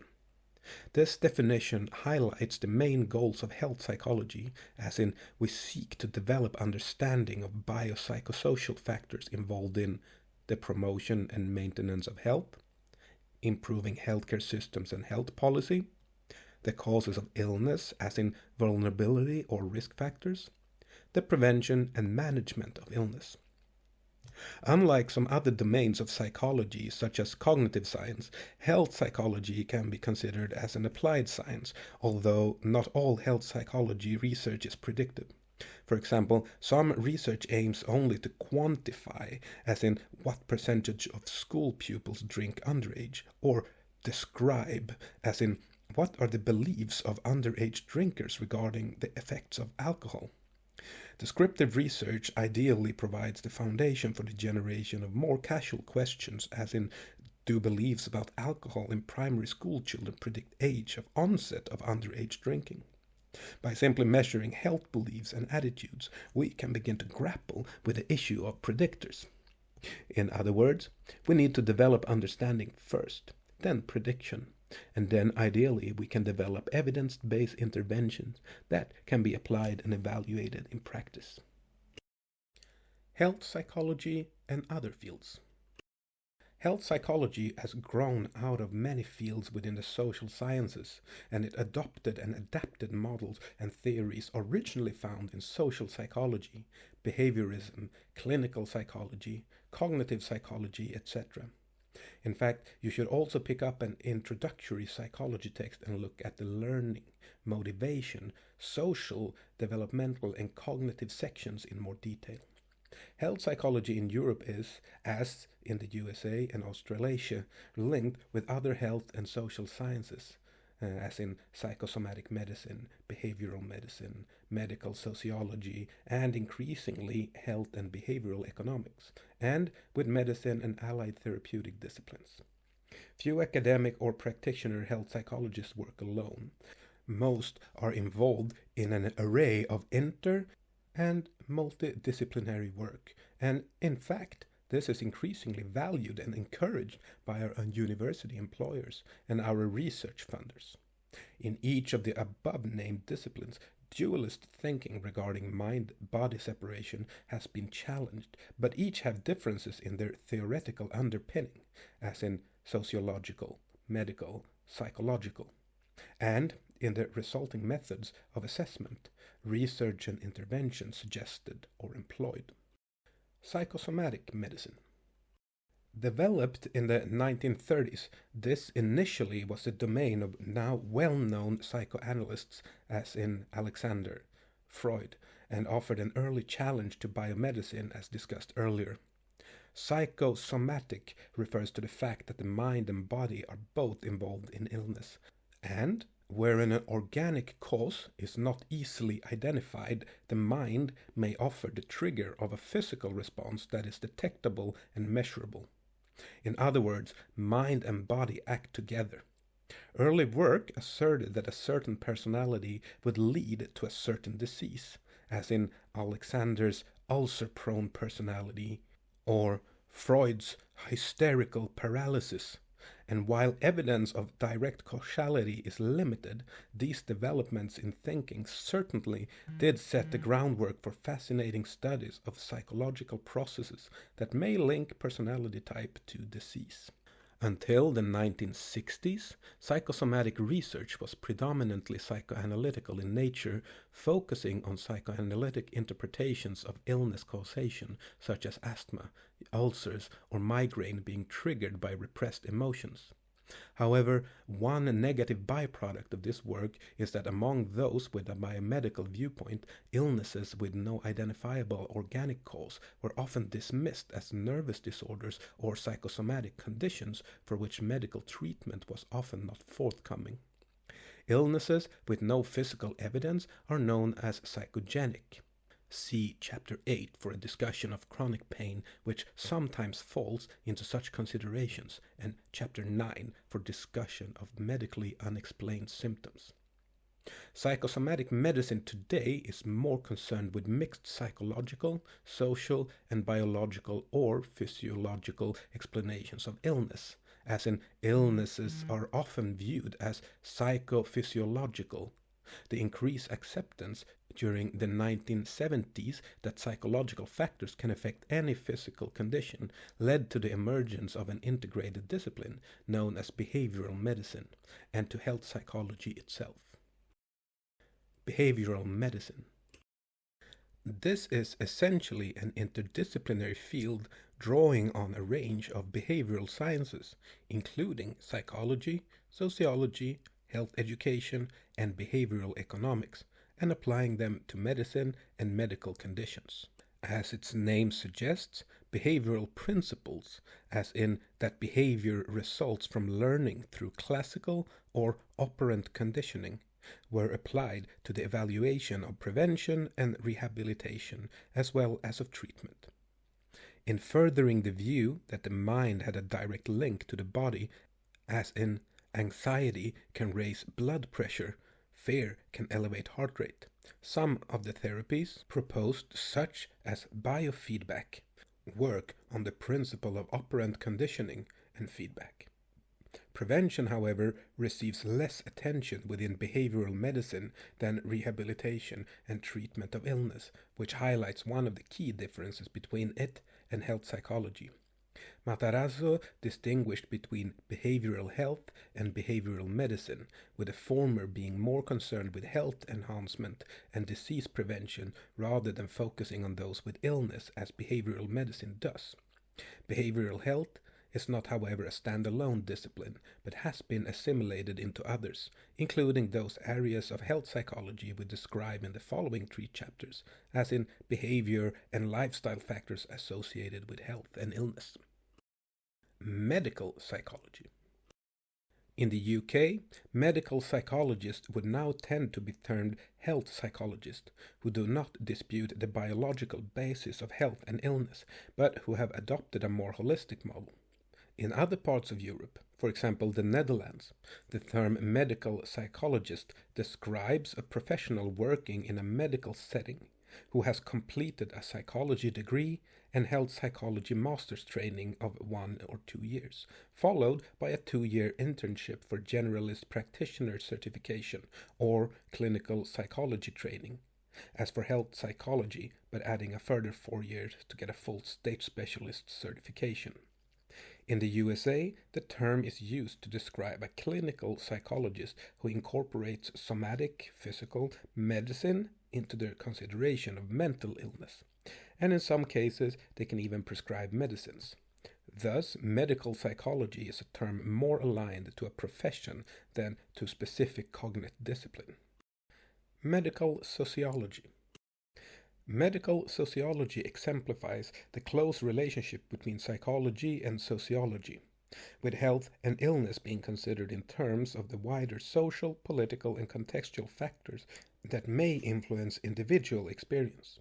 It takes a wider, macro approach to the individual in that they are considered within family, kinship, culture, while health psychology also considers external influences on health and illness. It has traditionally focused more on the individual's cognitions or beliefs and responses to the external world, and obviously takes a psychological rather than a sociological perspective. The growth over time of a more critical and reflective health psychology may make the boundaries between medical sociology and health psychology more blurred, and certainly in our textbook we address the contextualization of individual behavior, thought, and emotion in every chapter. However, we still look to sociology more for wider socio-political considerations. Clinical psychology. Health psychology and health psychologists are often confused with clinical psychology and clinical psychologists, as both are concerned with psychological explanations of human health and behavior. At a basic level, clinical psychology has traditionally been concerned with mental health and the diagnosis and treatment of mental health problems, as in personality disorders, phobias, anxiety and depression, eating disorders. Clinical psychologists are typically practitioners working within the healthcare setting, delivering assessments, diagnosis, and psychological interventions that are derived from behavioral and cognitive principles, as in CBT. While health psychology research may also be used to guide cognitive behavioral interventions, and increasing health psychologists are employed in the health sector, the population with whom we work are typically those experiencing physical health concerns or at risk of those via their behaviors. The professional practitioner status of our discipline differs across countries, and you are referred to your national psychological associations for more information, and also to Chapter 18, where we describe health psychology careers. Health psychology. Health psychology is fundamentally a discipline within the larger discipline of psychology. We are first and foremost psychologists. As mentioned earlier, health psychology emerged in the late 1970s and takes a biopsychosocial approach to health and illness. This means that it considers biological, social, and psychological factors involved in the etiology, prevention, or treatment of physical illness, as well as in the promotion and maintenance of health. Health psychologists also need a basic, or good, understanding of body systems and their function, including that of the nervous system, endocrine system, immune system, respiratory and digestive systems. Health psychology has developed over time, both academically and professionally, with different terminology and roles in different corners of the globe. Some health psychologists increasingly align themselves with public health to address issues such as immunizations, infectious disease control, epidemics, and implications for health education and promotion. And others embrace critical health psychology, which addresses criticism that health psychology has been too individualistic in focus at the expense of the social, although this is less valid now than when we produced our first textbook 15 years ago. To address early concerns raised by critical health psychology, we have incorporated throughout this textbook a consideration of wider influences on health and on illness, such as culture, lifespan, and socioeconomic variables. Humans do not operate in a vacuum, but are interacting social beings shaped, modeled, and reinforced in their thoughts, behavior, and emotions by people close to them, by less known people, by politicians, by their culture, and even by the era in which they live. Consider, for example, women and work stress. This was not an issue in the 1900s, when society neither expected nor particularly supported women to work, whereas in the 21st century we have a whole new arena of women's health issues that in part may relate to the way women's roles have shifted in society. Where the biopsychosocial model was initially often treated by health psychologists as if the three components were simultaneous but separate influences, research today acknowledges the interplay and integration between the biological, social, and psychological, with the role of cultural and ethnicity influences at a more macro level advocated also, although these are less consistently addressed. More recently, Lehmann et al.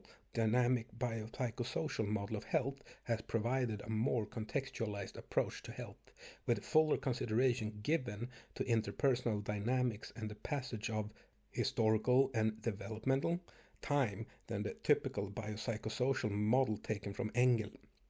Borrowing concepts from theories such as Bronfenbrenner's ecological systems theory, Lehmann's model considers microsystem factors, which are a person's immediate context of family, friends, colleagues, healthcare provider, for example. Mesosystem factors, which refer to interpersonal interactions between microsystem components, for example, the reciprocal influences between a person and their family, or healthcare systems during illness experience. Macrosystem factors, contextual factors such as healthcare policies, systems and access to them, sociocultural norms and shared values, and exosystem factors, such as the more indirect influences, such as the role played by mass media in portraying a health condition. Think of COVID-19, AIDS, liver failure, or the role played by medical training in the care subsequently received. This model acknowledged that the biological, psychological, social or interpersonal and contextual factors interact in a reciprocal and dynamic way with the salience or centrality of factors changing over time, as each or all change. For example, a person's illness beliefs may shift as a biological aspect of an illness change, or as they move from hospital to home, or from home to work, where different forms and systems of care are available. Society, as in local, regional, national, and global, and politics play a significant role in the human experience of health and illness. There is a greater and growing acknowledgement of the rich diversity of cultures in the UK and the rest of Europe, and how variation in their beliefs and expectancies influence health and illness behavior. Through review, critique, and reflection, the still relatively new discipline of health psychology has developed and strengthened. As potential health psychologists of the future, readers should be aware of the risk of complacency and the importance of reflection and critique. The professional title health psychologist is recognized now in many countries, including, for example, the British Psychosocial Society and the Health Professions Council UK, the American and Australian Psychological Societies. In the UK, we distinguish between an HPSA registered health psychologist practitioner with certified competencies in ethical practice, research, teaching, consultancy, and interventions, and who may be employed within our National Health Service within the pain service, or in rehabilitation, for example, and an academic health psychologist who is also educated to doctoral level, but whose work is generally within higher education and confined to teaching and research, often in collaboration with health professional practitioners. Academic health psychologists would not be eligible to work directly in practice with patients, but may consult with those practitioners to develop effective interventions or to evaluate them. Interested readers should refer to their own professional bodies for current role descriptors and career opportunities. In conclusion, this textbook considers personal, cultural, and social perspectives on health and illness in an integrated manner, and is aligned with mainstream psychological thinking. Moving from theory through robust and methodologically rigorous research, we highlight the central goal of developing a theoretical and empirical understanding of human health and illness. Only then can we apply that understanding to the development of interventions in healthcare practice or to the communication of science to those tasked with shaping health policy. For a discipline to continue to evolve, ongoing methodological and theoretical review, critique, and development are important, and so we point out the limitations of some general assumptions in the field and of some study findings as we proceed. It is important that current readers hear what I often say to my own students. Just because it is published doesn't mean it is perfect. And while introductory textbooks seek to summarize the current state of knowledge in an area, they do so in a relatively superficial way. Readers need to also pursue some of the many references to empirical studies cited. As a starting point, see De Boyne and Johnson's commentary, which offered a timely review of research methods within health psychology and which led to stimulating and ongoing reflection and debate within our European Health Psychology Society. Summary. This chapter has introduced key areas of interest to health psychologists, including: what is health? Health appears to consist broadly of domains of having, doing, and being, where health is a reserve, an absence of illness, a state of psychological and physical well-being, is evident in the ability to perform physical acts as fitness, and is generally something that is taken for granted until it is challenged by illness. How have health and illness been viewed over time? Views of health have shifted from fairly holistic views, where mind and body interact, to more dualist views, where the mind and body were thought to act independently of one another. This has shifted back towards holism, with the medical model being challenged by a more biopsychosocial approach. What influence does culture have on how health is perceived? Culture can be grounded in collective or individualistic orientations, and these will influence explanations for health and illness as well as the behavior of those within the culture. What influence might lifespan play on how health is perceived? Children can explain health and illness in complex and multidimensional terms, and human expectations of health change over our lifespan as a function of experience as well as of cognitive development. What is health psychology? Health psychology is the study of health, illness, and healthcare practices, professional and personal. Health psychology aims to understand, explain, and ideally predict health and illness behavior in order that effective interventions can be developed to reduce the physical and emotional costs of risky behavior and illness. Health psychology offers a holistic but fundamentally psychological approach to issues in health, illness, and healthcare.